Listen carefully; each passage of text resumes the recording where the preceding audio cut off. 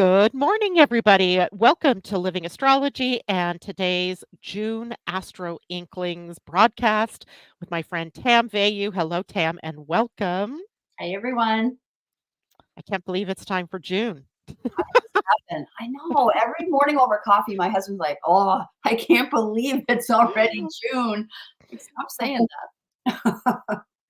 It's like every month we come on, and the first things we say is, I can't believe it's fill in the blank month, Time right? is going so fast. It is. It is, and every day seems jam-packed, whether it's personally with, stuff, or is it collective with stuff. I mean, the news cycle is crazy. I mean, there's just so much, right? Plenty to keep us talking for sure. Talking, talking, talking, yeah, and I noticed yesterday, I subscribed to this website called spaceweather.com, Okay. and the large sunspot that was sending off the X-class flares, mid-May, May 10th, the biggest one ever on May 12th, I think it was, or 13th, it has now turned its way back toward facing the Earth. And are we in for more X-class flares? Yesterday, there was an X.2, but it was on the sun's limb, so it wasn't really Earth-facing. Okay. So we'll see what happens. What happens during a solar flare anyway? Like, I don't understand the hullabaloo. Well, solar flares are really highly energetic streams of energy that come off the sun, and they're magnetic and they're packed with gamma rays, cosmic rays, you name it, like all kinds of different high energy particles. And those particles then come streaming at the Earth in the form of neutrinos and other, particles. And those particles are like little energy packets. And every time one of them, no much less millions of them, hit our planet, it our magnetosphere, reacts to it and creates the aurora effect, right? The auroras that we see. But those particles still stream through that magnetosphere, and we end up being impacted by all of those highly charged particles. Some people are more sensitive to those particles than others, but it's a known fact that the particle streams from those solar flares, otherwise known as coronal mass ejections, then create evolution on our planet, actually throughout the whole solar system. But because we're sentient beings and we know this is happening, it is creating a possible evolution through all the life forms in the galaxy or in this So solar system. we're talking about fast it's energy coming at us a little faster, a little harder for like really succinct periods of time that force our own evolution. Well, there, basic science class. Thank you. Um, I did go to college for science, biology and chemistry. Those were my those excellent. were my majors. And that's I've always wondered, like, why did I do that and then go to metaphysics? But then it makes more sense because then I can understand some of the biological implications and things that are happening. And the thing about these cycles of the sun is that they come in these 11-year cycles, right? They build and then they peak and then they start to wane and then the sun is quiet. Mm, And during that quiet time, this is the same as in any astrological cycle, right? It's yeah. building, Mhm. it's bombarding us, and then it goes silent so that we can integrate what's been going on. Waxing and So waning, waxing and waxing waning. and waning, just like the moon does every month, just like every planet in the system does. And we are in alternating cycles then of change and Mm, integration, mm. followed by more change or evolution, you could call it, and then more integration. It's quite You're the cycle. quite the cycle. Hmm. Yeah. And definitely there's a level of some people are very impacted by it and they feel it, they sense it, they taste it, they hear it, they feel I mean, it's in all of their senses. And other people just don't even notice that it's going on. I It's wonder very subtle. if the people who like I'm going to say air quotes don't notice are the ones who like have addictive episodes or things like that. I wonder if that can is relative. Do you know what I'm saying? I think it is. and I'll tell you why. I have watched one of my children go through a cycle like this where a, um, a major emotional upheaval is soon followed by either a large earthquake, solar flare, or major issue on the planet. Wow, you've been able to track it like that? It's so predictable, right? Wow, And, even this most recent one that occurred was followed by those major X flares. It's like she is a predictor, a prognosticator of something major, although I don't always know exactly what it's gonna be. that is fascinating. See, I would have attributed what I've noticed in my little world to the eclipse. I Mhm. keep thinking that is relative, but of course, there's always more at play. Well, yeah, and it could be the eclipse. It could be that that person in their chart is very sensitive to the eclipse patterns, Mhm. right? So it really just depends on us as individuals. I feel nothing, nothing. Like an X flare. Oh, okay, right. When was But it? I, what? When was that? But I do experience it just through other people, not through myself. Like my body doesn't tell me something happened, or my mind, or my emotions, except in reaction or response to other people who are having that more intense experience. And would that So be it's just relative to different. human design? Like, because like I'm wired as a Manny Jenny, I'm too busy to notice those things, and you're wired as whatever. Is that part of it? It could be, definitely, yeah, but I wouldn't wanna say that's hands down because the daughter that is this sensitive is also a Manny Jenny, and, Okay. sh I don't consciously, I don't know that she recognizes this, but from my position looking back in, I noticed that this is a pattern that goes on in her life, so, Wow. yeah, it's weird, and then here we come to June. June. June, which is a month that I think of as, all of those packets of energy that we've received from the sun, Mhm. waiting for Yeah. us to notice them, and then they kind of pop into our reality, or they, um, you know, little explosions, throughout the month for us. This is not this is not an outwardly busy month like May was, Mhm. but nonetheless, there is so much going on that I don't know that we could ignore the implications. And the very first thing that is going on that maybe kind of has gone unnoticed is that as of Saturday, when Jupiter moved into Gemini, it moved right into a trine to Mhm. Pluto Mhm. in Aquarius at about 1 degree or so of the sign. So we have this very amped up transformational energy, in fact, impacting our minds, our communication, our learning, our strategies for how we talk to others, all of that, right? Boom, there it is. You know what I wrote about that transit? What? I wrote transforming what we think we know, Mm. right? Things are going to change. And I don't know. I don't know. That was the first thing that came to mind for me. I know there's lots of options around that transit, but Yeah. And we could actually break it down for people so that they understand the pieces on the chessboard. First of all, we have Jupiter and Gemini, which I've done a lot of thinking about and a lot of talking about. I've just finished a course that I'm going to be offering for all of you out there on Jupiter and Gemini, both through astrology and human design. mm, Um, and the one thing that we know about Jupiter is it is always in a process of expanding our minds, our hearts, our energies. It's known for growth mhm, and for abundance and optimism. That's the planet Jupiter. And Jupiter in Gemini then is focusing on the intellect, or is focusing on our mind, our communication, and our need to be adaptable. mm, Gemini is a versatile sign, right? yes, right. Adaptability. And then Pluto, he represents power and transformation and deep insights, right? Digging into the underworld. And Pluto in Aquarius emphasizes things like innovation or the future Right, and the bigger collective change that right. is taking place. Humanitarianism, yeah. Yeah. and unconventional thinking, right? I'm Turning thinking, things upside down and looking at them from a different perspective, like how can this be different?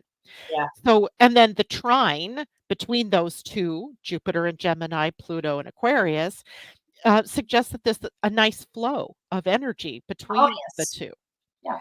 right? So this isn't one to be really afraid of. It's really one of the most harmonious aspects that we can go into the month with, Mhm. But but there's that but it's going to create some kind of, transformation in our thinking. yeah, in our It's thinking, good yeah. for several days. We've got gosh, it goes through, oh my gosh, all the way through June 6th. As a matter of fact, let's see here. I want to say The first week Jupiter's of June. trine Pluto exact on June 3rd. Yeah, So literally the whole first week of June, yeah. if not even a little bit longer, Mhm. we are impacted by that. Yeah, Yeah. And it's compounded because we are also in what is called a stellium, a Gemini stellium, yes. till about the 17th or so of this month, That's of June, not May, but lot of June. play, right? Lots of mental, which to me, when I look at that, I think some people are going to react with anxiety, Mhm. right? Overthinking. Like I laid in bed until well after midnight last night because I couldn't shut my mind down. Me too. Me too. Oh, And I know better. I know how to shut my mind down, but it wouldn't shut down. It too. just kept going and going and going. And at 5:15, I'm awake again because my mind now, as soon as I see light, it's like, let's work. Let's get the mind going. Yep. So we're going to have to be very aware of that. There's power in the ability to think, Mhm. but thinking can also create that mental anxiety, right? Too much thinking Mental scatters exhaustion. our focus, Yeah. exhaustion. Mhm. Yeah. Yeah, Mhm. yeah, yeah, yeah. So, what do we do about that, right? Well, awareness. It's the awareness. Like I made the mistake of like reading something that was really triggering my mind right before bed. And so I laid in bed ruminating on like, don't do that. Play solitaire instead. Right, or get a book that's on a completely different Poetry. sub-subject or storyline, something completely different. Poetry. Uh, yeah, I tried all kinds of different things. I tossed and turned, I don't know, 25 times. I'm surprised my husband was sleeping because I was moving around so much, and I think I just exhausted myself finally and fell asleep. Um, and that's likely, I am a Gemini, so of course this is impacting me in a very particular way. Um, but for everybody, you have Gemini somewhere in your chart, and the particular house that that sits in the chart is where all of that thinking energy is at play. Mm, So we want to be aware of this. Now, one of the blessings that comes out of all of this is our ability to learn how to think better, perhaps, or think less about things that don't matter, mhm, to really dive to the most important things. Um, Perhaps about empowering ourselves through knowledge, through mm, wisdom. mhm. Learning. Yep. Yep, lots of good potential coming in this first weeks or 2 or the whole month of June. Um, But what so about that piece about Geminis who vacillate or change their mind, can see both sides, and so don't know what to choose? Like, how do we help them when Jupiter is magnifying that aspect of them? How do we help them? yeah. Well, my first gut reaction to that is to know your human design, because Oh, in human design, we have a template, each one of us, for how we personally make decisions. And when we're caught up in the thinking mind and we're feeling like we need to make decisions from there, we're in the wrong place right, because the decision making all happens in the body, the lower parts of the body. right. So, for example, generators and manifesting generators like you and I, we are prompted to respond only to things that show up in our outer world, Mm, and then to use our authority, which might be emotional, might be splenic, which is intuitive, or might be, um, could be sacral, where your body is telling you yes or no, no, go, no, don't do that.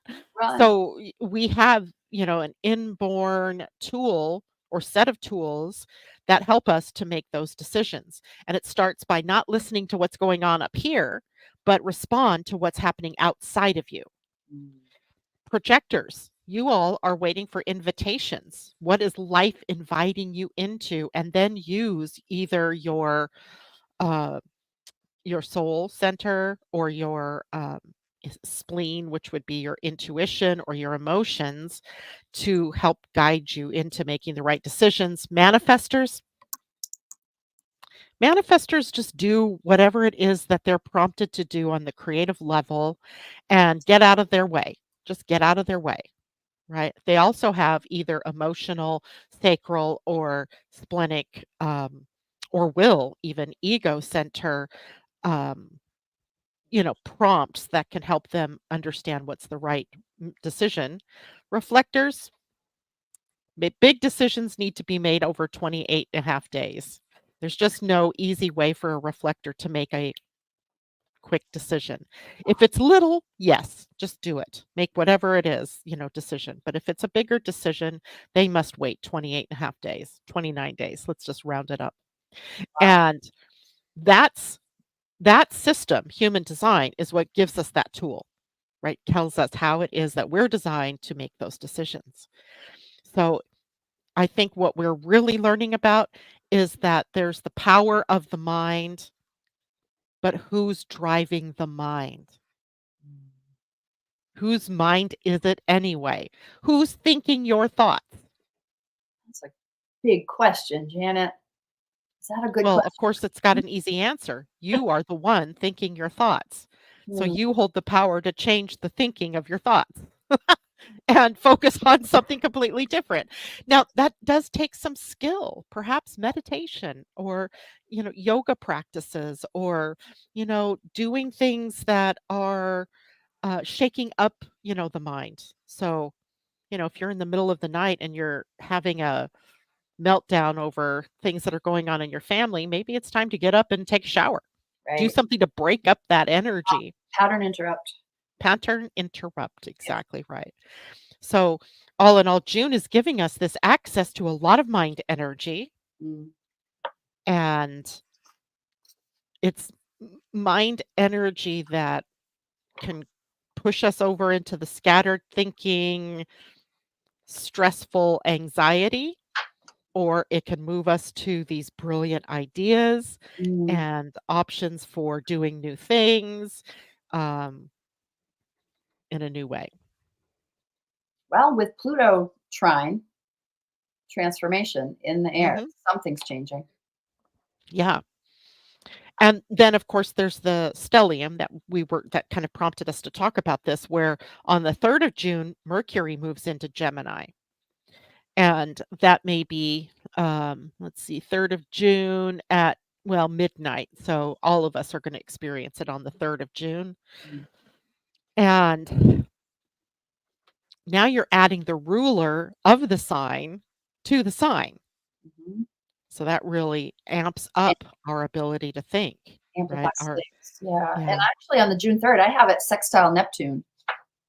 It is in, yeah, I have it as a trine to Pluto Yep. and, it sextile Neptune, but Neptune's at 29 degrees of the sign it's in, Pisces, Mm. and that would really put it in a square to Oh, Gemini energy. interesting. Yeah. Hmm. Interesting. I Now the next big thing on uh, the 4th, on the or do you have 4th, anything else? no, that I have on the 4th, Mercury trine Pluto, Jupiter trine Pluto. I mean, for me, other than those things, it would be the moon on the 6th. I have Venus Cazimi. I'm throwing out a new word to Oh, everyone out yeah. there on the 4th. So Cazimi is a phrase, is a word that we use. It's astro speak. So you'll have to forgive me. It's all about astro, right? So Cazimi is when a planet comes to a conjunction with the sun. And it is Venus at this point on the 4th. That is Cazimi, the sun, and it's such a tight orb, it has to be less than a half a degree for a planet to be Cazimi, Oh, I have that on the and it Yep. Yeah, that's on, the 4th, which is Tuesday, next Tuesday. Wow, less than a week from now. Mm, And what we have here is an enhancement of all things Venus because it's moving into the arms of the sun, so shining a light on everything Venus. So mhm. that's our relationships, that's love, that's Right. money, Money. that's abundance, our social connections via your relationships. It is creative inspiration, Mm. It's what we right? value. Creative. Self. Yeah, Yeah. it's all the stuff that we love about Venus Right. enhanced. So Mm. now, on my chart, it's showing it as a red day, and likely that's just because of the tendency for it to be a very hot coming together of the two planets. But in the real world, this makes for a really interesting time for us to really enhance those things in our lives that are Venus related. And Venus and Gemini, that would be about how we interact with one another, how we communicate, how we create. Expect to be inspired. Expect to have this like creative aha moment, perhaps. Mm. And 3 days of this? Yep, at least. But maybe less because Cazimi itself is just such a tight orb that, it might be several hours that it's Cazimi, Okay. even though the conjunction itself can last for another couple of days. So, what practices can we enact with Venus Cazimi that would be very helpful? One would be meditation and reflection. Mm, Even though this is hot energy, it would behoove us to get quiet so that we can really feel the impact or see what the creative energy is about. There's, of course, journaling that we could do as well. Um, I would I'm not a big one on affirmations, but I might get big that day because it's a day that affirmations, words have more power. mm, Right? The beautiful words that we might say related to love and beauty and mm, communication. So, for example, I express my love and creativity with clarity and charm, mm, something like that, right? Whatever that affirmation is. My relationships are harmonious and loving and intellectually stimulating. mm, These are just sample affirmations, which again, like I am not huge on that, but some people are, and they are words have power. mm. Words have power. That's the truth. You're creating with Words yeah. well, So that transiting Venus in Cazimi with the sun or Cazimi in Gemini, because Cazimi itself means conjunction with the sun. It's a potent time for enhancing our communication, our relationships, um, deepening our intellectual connections with each other, expressing love and beauty and harmony and peace and all the beautiful Venus qualities, and connect through to others in a more deeply passionate way. mm, More connection is yeah, the word I think we could look at. that I don't know why these are red days. I mean, that sounds pretty awesome. Well, I would experience that a conjunction itself is a red, is a it's not neutral, right? When you have a conjunction, you are blending the energies of Mm, two right. planets. And Venus and the sun coming together is not typically considered a negative, but if you consider that relationships are tricky at best and the power of words here to destroy the relationship. I mean, I just experienced this last night watching what was going on, right? Mhm. In my own family, and it's tricky, tricky, tricky. So I think red because for some people it might, pass without a concern, and for Mhm. others, ouch, right? Ouch, ouch. Yep. So, Okay. yay. The next thing, New the moon new moon, on the 6th. Yep. yeah. That is also conjunct Venus, right? Because the new moon is just 2 days later, so we're still within 2 degrees, I believe it is, Yep. of the conjunction. What do you think about the new moon? To me, I don't think there's anything exceptional about it. There's Jupiter and Pluto are still doing their little game, their little trine. So there's that to play with. But I think it's a gentle new moon actually. What do you think? I'm missing. I don't have my full chart, and I didn't write this one. Well, So, here's oh the wow. chart, So I'm right? wrong. No, I don't think you're wrong. I think, Oh, there's a lot going on in Gemini. Look at the stellium, oh, Jupiter, Mercury, the Sun, Moon, and Venus. yep, They're all tight in the 12th house of this chart. So this is the chart of the actual event. yeah. So the houses don't really mean so much. But But personally, I actually have Gemini in my 12th house. So this is loads of introspection, of perhaps moving through issues, things like fears, blocks, limitations that can come up. But if you have, Gemini in a different part of your chart, it's going to have a different flavor to it. right, But that is a lot of Gemini energy right there.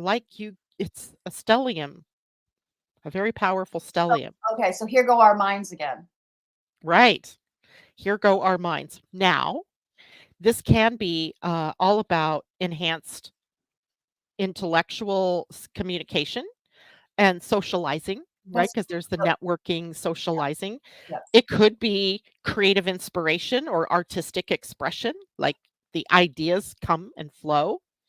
It can also be a positive for setting intentions in our relationships, right? It's a very beautiful time to really say what it is that you want to create. Um, it is probably the best time for beautifying everything in your environment, everything around you. Uh, so when I say that, I don't mean just like, the things, but beautifying your inner environment,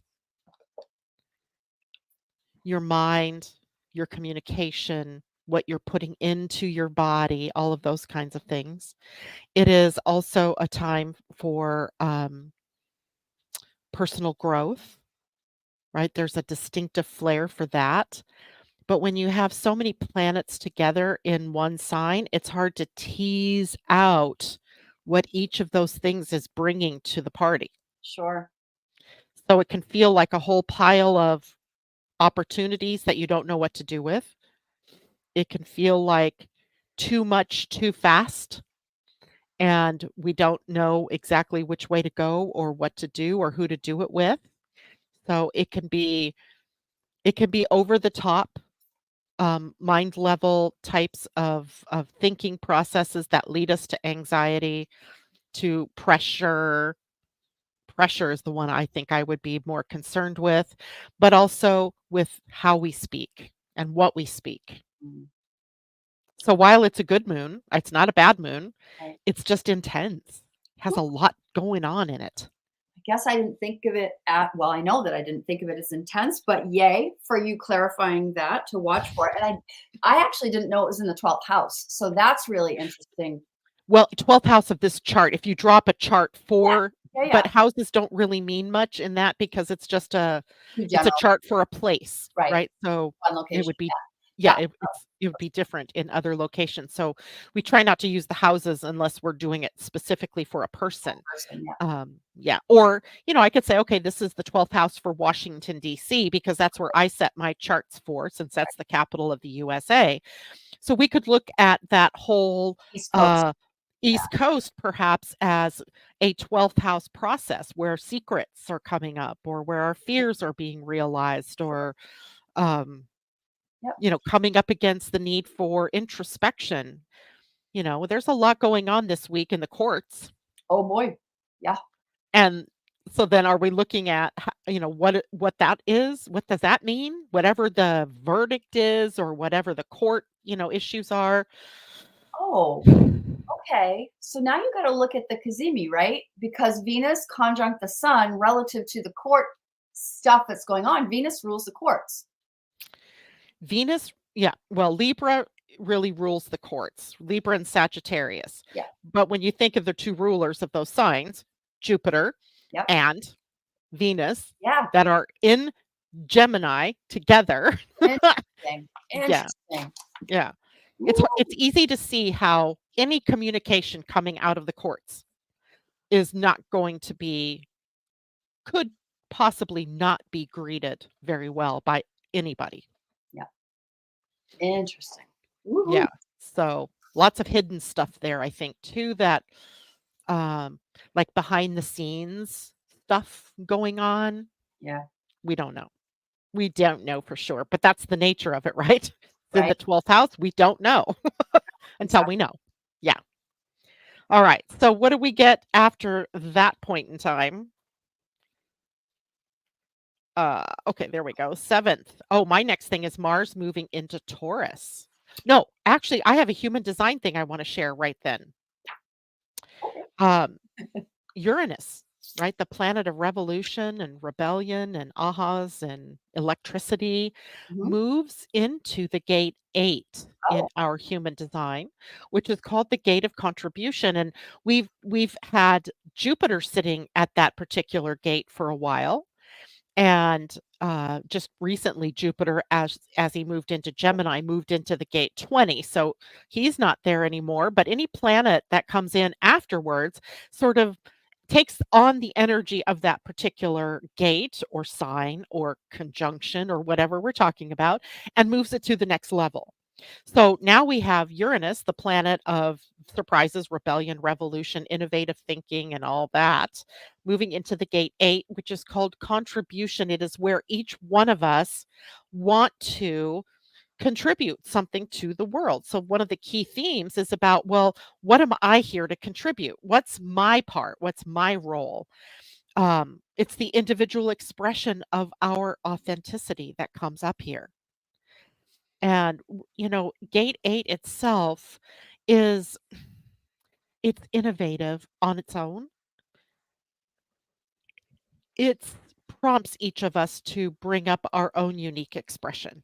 sure. So your contribution is different from my contribution, even just in the context of this conversation, Absolutely. right? So you're in a sitting at this gate now for a good chunk of the rest of the year Oh, is bringing us into this breaking free from conformity, breaking out of the pack, I like right? it. Finding your unique, innovative, creative expression.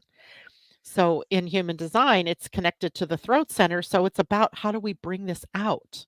How do I speak this into existence?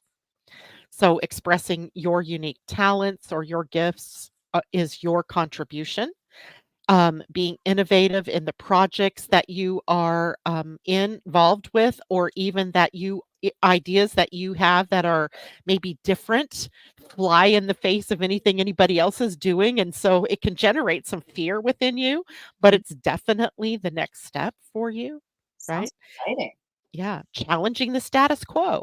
This is not a quiet transit for Uranus, Ooh. right? This isn't quiet. So it's about being an advocate for change. So, how is it now? Uranus is in Taurus. Mhm, Is it and last degrees, right? mhm. So, is that going to impact Gate 8 Taurus, Uranus? Sorry. Together? Do they? Does it mean it will be relative to the economy and what we value and our resources? Is it Right, it will have a lot of Taurian themes around it, okay? but specific to each of us as individuals. So, what is your contribution to the world? And your contribution in large part is driven by the money that you can make to make that contribution. Mm, So there is that connection to that Taurus energy. But this is a planet that has not been that effective in Taurus, right? It's not, it is a planet that loves change. It loves right, freedom. right. And it's There's been caught a up in battle going on. Yeah, yeah, yeah, exactly. yeah, And so there can be then that feeling within each one of us about what it is that we want to contribute to the whole or what it is that we want to bring out into the world. yeah. We might find ourselves having to balance our own individuality um, in collaboration with others. Mm, Yeah. Managing sudden changes. mm, Uranus is always unexpected, mhm. always changing up the game. But we might also, in this case, have to be disrupted in some way because we're resistant to change. When you have a planet like Uranus that's in Taurus, a sign that resists change, So much resistance. lots of resistance, but resistance, right? I've done this before. Resistance creates heat, Yeah, it does. and heat is a changes state, right? If you have an ice cube Yep. and you apply heat, it undergoes a change of state to water. Mhm. If you further heat up that water, it undergoes a change of state to water vapor. Mhm. So the heat is the key, right? And the key to the heat is our own personal resistance. And I often think of Uranus, and I bet you do too, as not taking any prisoners. Oh, I actually have never thought of it that way, but that's interesting. He takes no prisoners. He is an equal opportunity change agent. Yep. It doesn't matter if you are like, nope, I'm not changing. Yep. That is Uranus's moment to liberate you from that thought. Mm, Yeah. mm, So it is actually a good time, but one that I think can be uncomfortable for people who really have a message that they want to bring out but are hesitant to, for whatever reason that is. I'm mm. not good enough. People won't accept me, or they won't like me, or how do I do that? I'm not good at technology. That's a big one I hear a lot. I don't know about technology, things like that. So it's a time for us, though. I don't know that over the length of time that Uranus will be here, that we have any choice in the matter. It is all about us bringing out our uniqueness. Wow. So I love that, though. I do too. I'm all about it. Let's bring it on. Mhm. Embrace your individuality, be innovative, do you, because no one else can do you the way you can do you. Right. Woohoo! Okay, so that was my interjection there of human design. Love it. Great message. Yeah, I really do like that one. Tell But me the date. When does that begin? that begins on the 7th. That begins on the 7th. So my question is it, wow, here it is, and it's you feel it right away? Is it gonna take some time to trickle in? No, you will feel this right away. You'll feel this. And Heads up, everyone. heads up, 7 up. Let's see, and that's Uranus, and let's see, I'm in August, and he's back at 23. So we are doing this through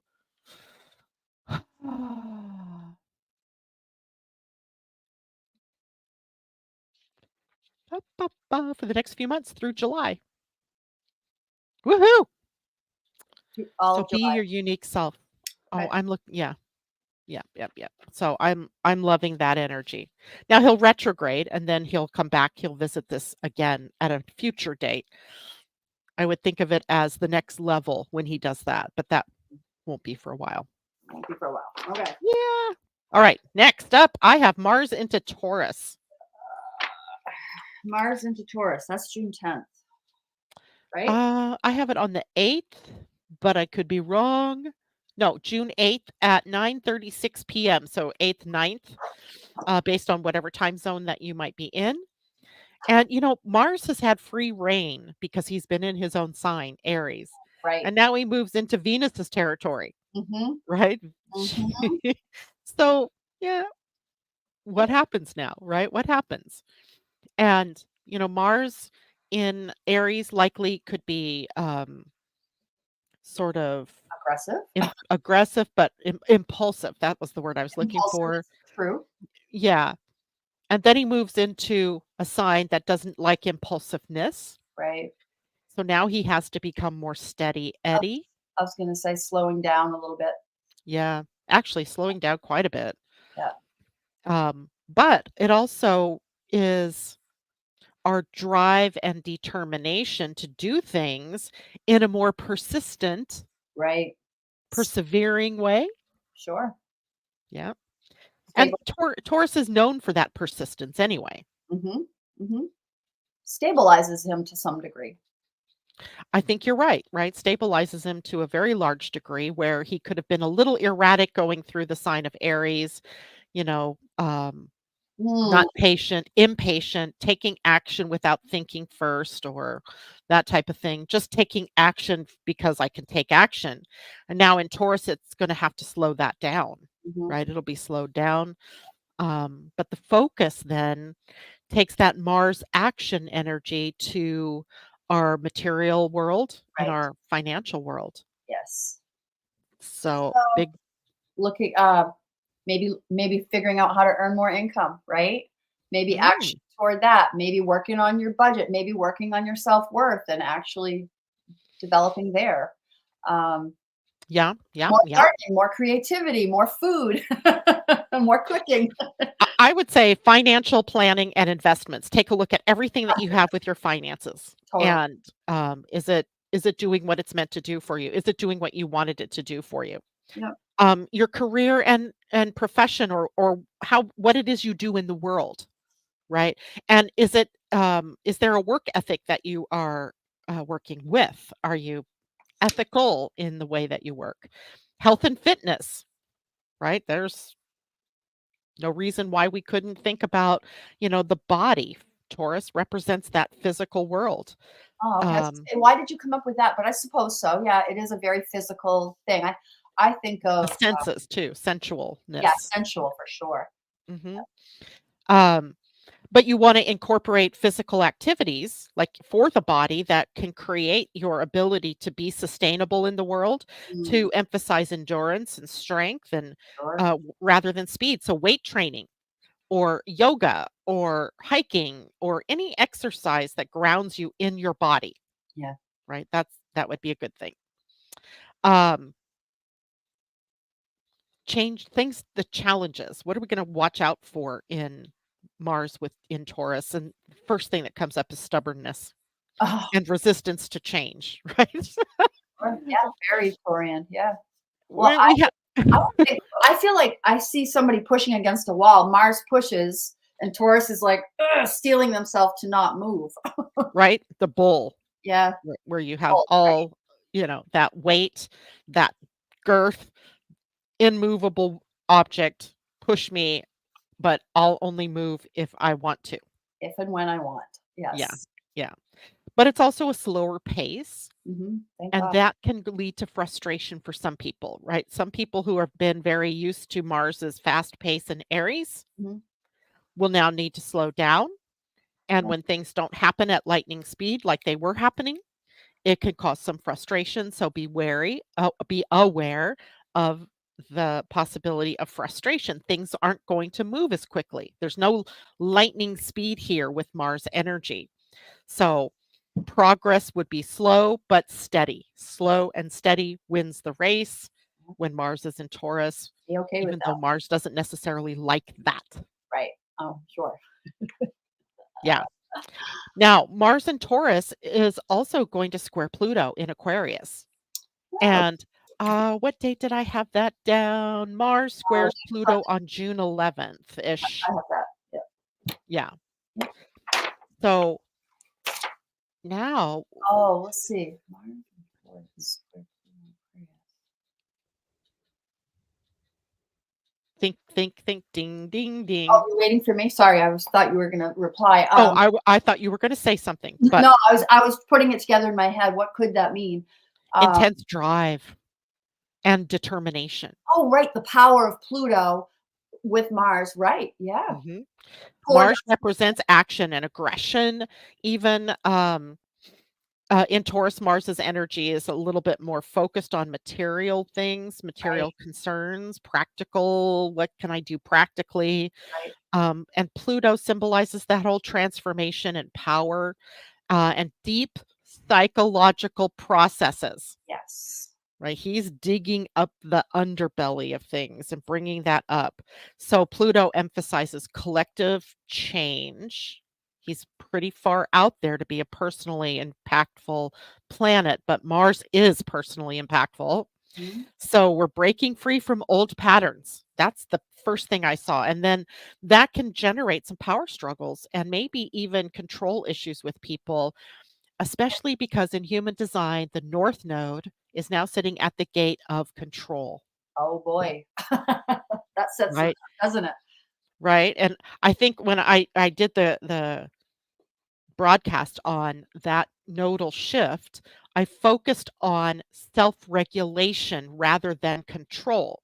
Mm, So what do we have here then with Mars and Pluto is this need for self-regulation, sure, for sure. right? Not controlling and holding everything so tight, but just regulating your own self and your own reactions or responses to things. Mhm.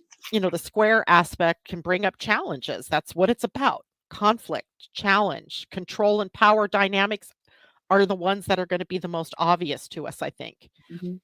And there could be a clash between the desire for stability that Taurus brings and the need for transformation and innovativeness that Pluto brings Yeah, from Aquarius. I was thinking about the clash between old and new, Yes, traditional versus the future. That's what I was thinking about. Yeah. absolutely. That's a good one. Not specific that Taurus or Mars in Taurus represents the old, but it No, represents the encrusted. right. Encrusted. I like that. Yeah, the encrusted. Where are we really reticent to break out of the old patterns? Good one. Yeah. And in Pluto in Aquarius is all about breaking out of the old patterns and Right. looking at things in a new way, doing things differently. So, practical. What's the practical application for all of this energy? Mars squaring Pluto.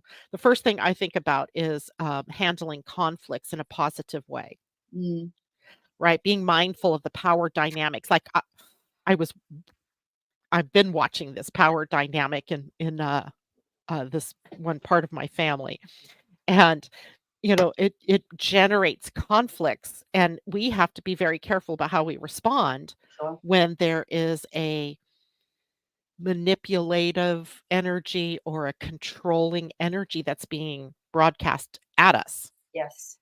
Right? You have to be very careful about how you respond. Either you keep the conflict going or you It, just bring it to peace. it's the common thing we say about Mars and Aries is about being responsive, not reactive, right? Correct. Response. Yeah. Assertive rather than aggressive. Assertive rather than aggressive. Good. Embrace innovation at this point in time. While Taurus prefers stability, Pluto in Aquarius likes innovation.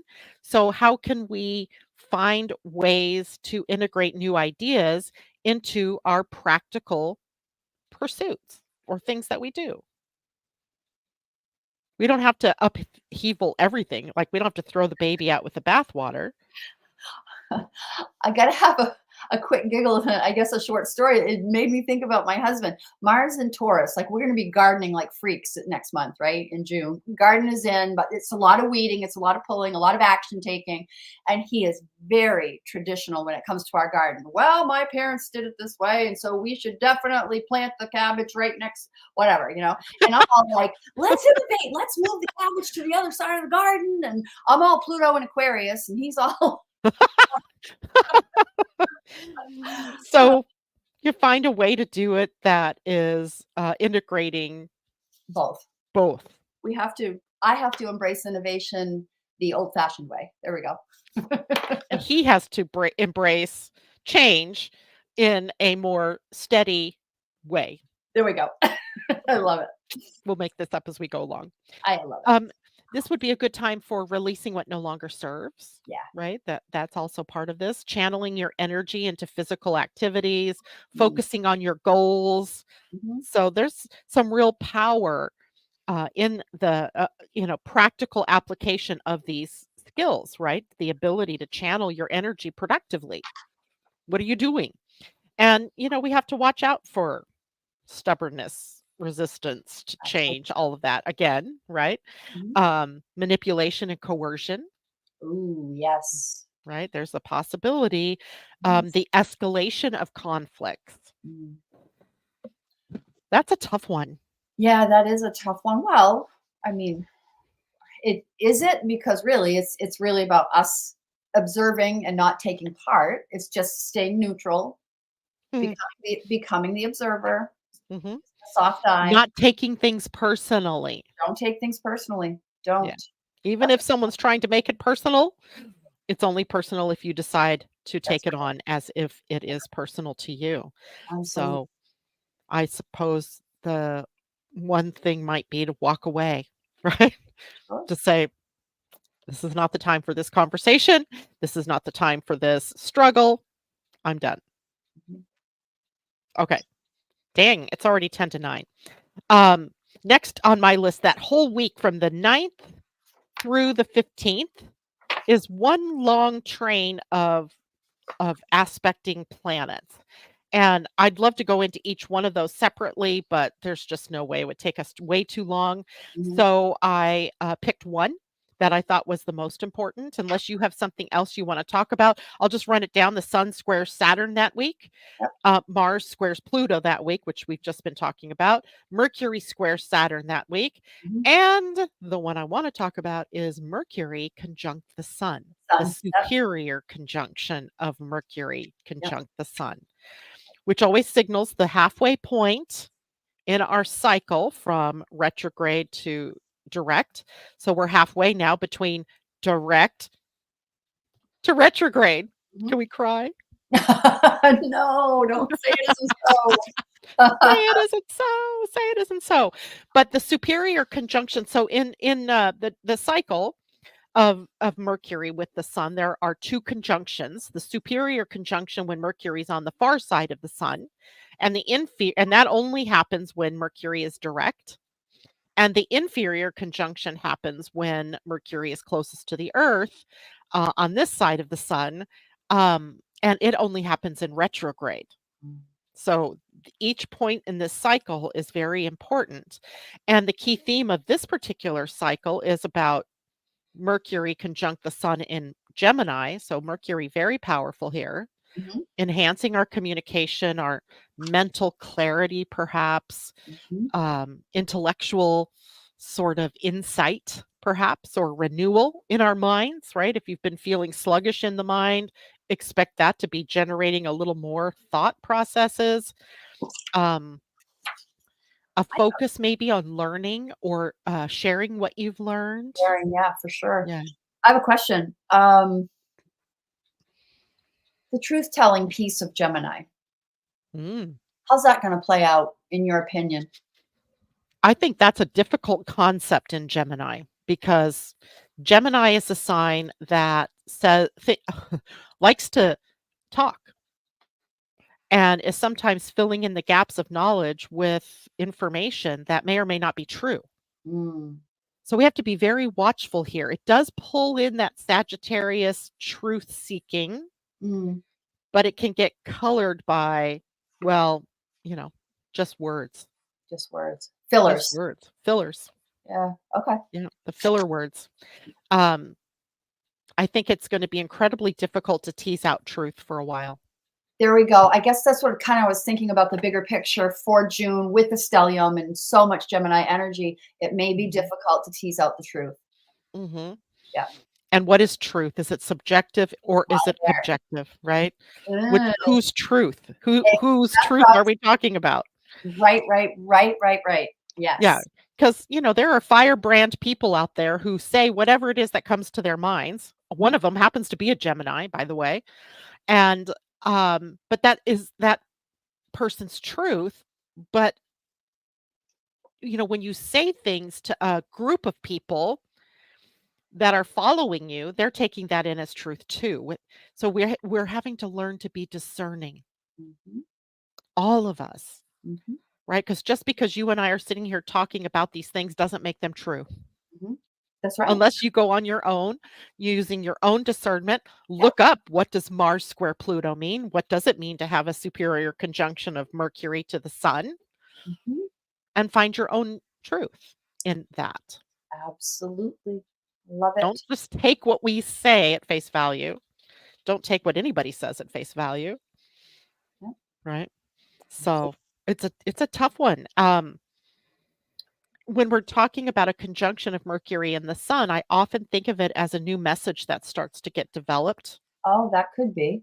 Yeah, I think like that's a good point. and because Mercury's on the far side of the Sun, he's hidden from our view. We do not see him in the sky. So there's a hidden message, perhaps. Right? Something coming up from behind the scenes that Right. bursts into our awareness. Uh, it might be a really good time to use this energy for strategic planning, goal setting, Mm, decision making that's more uh, targeted, specific, to your situations, clarity in decision making. mhm. That would be, if you have a decision to make in your life, that's going to be a good day to make it. So, um, what else? Well, we have, you know what I actually highlighted? We have like 5 minutes, Janet, and a few comments that you might want to look at. I did highlight June 18th, but our dates are not running the same at all this month. So I have June 18th with Mercury in Cancer and Venus in Cancer. Do you have that Uh, June 18th? June 16th, Venus moves into Cancer at 11:20 p.m. West Coast time. So that's going to put it on June 17th for you guys on the East Coast. All of my stuff, we're all of our stuff is off this month. All of my dates. It's really weird. I Yep. have I have AstroSeek and I have the American Ephemeris, and all of them say different dates. It's really weird. So You have to look at what the time is that they're placing it. So, for example, most of the publications will put it at UTC. yeah, So, UTC. UTC is a full 8 hours ahead of me, 7 hours right now ahead of me. Yeah, but we're And talking I set mine for my West Coast time. right, So, I'm always alternating. but we're talking about two different days. I mean, we're talking about the 16th and the 18th, not the 16th, 17th, which is normal for you and I. Like, Yeah. Well, let's look at this Swiss ephemeris for June 18th. We have June 17th, between June 17th and 18th, right? So in the middle of the night somewhere, yeah, we have Cancer or Mercury moving into Cancer. Cancer. And I have Mercury moving into Cancer on the 17th at 2 a.m., 2:07 a.m. So it should be 5:07 a.m. your time. Mm, So it doesn't matter. We have those 2 days. Venus is moving into Cancer. The whole switch starts to happen, right? Venus into Cancer, Mercury into Cancer, later in the week, the Sun into Cancer. right. So we begin this process of changing up from this fully stellium Gemini energy to the emotions, the heart. The emotions. Uh, Yeah, yeah. my point was that they were going to go conjunct on the 18th, which may or may not be true according to our dates and times. But yeah, we make that switch. Yeah, I have Mercury conjunct Venus on Yeah, the 17th. yeah. But it doesn't tell me the time, so again, that could be, closing out to the 18th. Then we Uh, have the summer solstice on the 20th, the 20th, yeah, which is and then the full moon the day after on the 21st. mhm, And, the full moon is a good full moon, I thought. I thought the lunations this month were, pretty interesting. There are more red connections, let's say, or challenging connections in the full moon. And I think that's likely because at that point we have Sun, Venus, and Mercury all in Cancer. mm, And that adds this emotion to everything. It amps that emotion up. mm. And that lunation is also in a square to Neptune, Pluto. Pluto. I have Neptune. Sorry, sorry, sorry, sorry. That would be they're going to be different. It's going to be a trine, uh, Cancer to, uh, so it is a semi-sextile with the moon to Pluto Mhm, and an inconjunct to the sun from mm, Pluto. mm. That's a difficult configuration. There's some like deeper challenges there that we might need to be aware of. But we're balancing work and home. We're balancing feelings and trying to be more detached from, those Right, emotions. right. So that's that full moon, and then the last thing I have for this month, we could go into so many more things in detail, is Saturn retrograde. Oh, the Saturn. That's funny. I forgot to highlight the Saturn. I knew it was coming. I forgot to highlight it. Good call. But Yeah. you didn't also mention June 22nd to the 25th, where I have actually nothing. Isn't that a blessing? I circled it. I'm like, "Oh, there's not much there. Yay." Yeah, there's nothing there until the 26th with Mercury in a trine to Saturn. But it does, that if when you think about all the weight of everything from the month that builds up, Mm. we deserve a few days off, don't you think? Well, that's exactly what I was thinking, like, get out your lounge chair and go under the sun. I do I Yep, do have, Venus sextile Mars for 3 days at the end of the month as well. that's a good one. That Yeah, is really good. and it comes after the quiet period of not a lot going on, so I think actually we have a week of kinda right? Maybe it's an incubation for great ideas Ooh, and creative incubation. inspiration. That Right. Love we that. could look at it that way. Yeah. Saturn's retrograde just takes and that's on a day when Mercury's in a sextile to Uranus, so I think that might be also a day where, Yeah. we have to take a break, Mhm. right? Where, in Saturn's retrograde, we go inward for reevaluation, for reflection, spiritual and emotional growth through the uh, retrograde. So maybe creative and intuitive restructuring in our lives Mm, going on.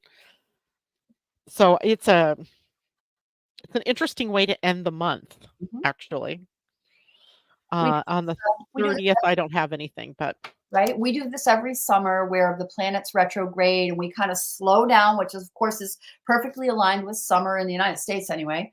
And we get to slow down and have a think, right? Have a yeah. good think and do our integration work. Yeah, do your if you're working on a creative project, for example, this would be a time to review it, refine it, make it better, tweak it, to do some practical creativity. Another way, looking at the structure and the form of everything that you've created. What we want to watch out for, because right, he's in Pisces. Mhm. We need to watch out for escapism Right. or avoiding, the things that we need to do. Mhm. Overwhelm due to sensitivity, whether it's psychic, mental, emotional, Right. all of that. Balancing discipline with flexibility, Mhm. all of these things that are already at, in our awareness because of Saturn's presence in Pisces. Now Mhm. he's just moving it inward in for reflection and introspection and all of that. So, um, and it really impacts our creativity, our spirituality, Mhm. and our emotions, right? This is a lot of emotional energy. So it'll be interesting to see how that plays out for the next 4.5 months, 5 months while he's in retrograde. Right. Yay. All right, guys, that is it for us. I know we could have gone a whole lot deeper and a whole lot more other things, but June just happens to be one of those months for us to be very aware of the things that will pop up behind the scenes or from underneath things that we don't see coming in terms of what the conjunction says or what the square says, right? Watch for the underbelly of things, and be responsible for your own reactions, your own responses. Yeah. Tam, any last words? Anything going on in your world you want to share with people? You don't have enough time for that. So there's plenty going on. No, I will say that this is the cover of the next Energy Almanac behind me. Uh, Oh, bring it in closer. Oh, that is interesting. right? Isn't that different? That is very different. Like I cannot find an actual I see a person in there. No, it says I seek. see two people. Huh? It says seek. Is it backwards for you? It says seek. I do not S see a E word. E K. And then SEEK. Yep. Okay, I see it up there, but I didn't see it in the other one. Maybe it's just because of the way that we're looking at it. Yeah. Well, I can't wait to see it in person. Aha. Yes, I can't wait to have it with the label and everything. It looks all different when it's actually on the cover. Oh, yay. And by the way, thank you all for joining us this morning. It's Thank you. been our pleasure to share all of this information with you. If you have any questions for me or for Tam, reach out to Tam at Choose big change. choosebigchange.com and Janet at living-astrology.com. Take care, everybody. Bye. Bye.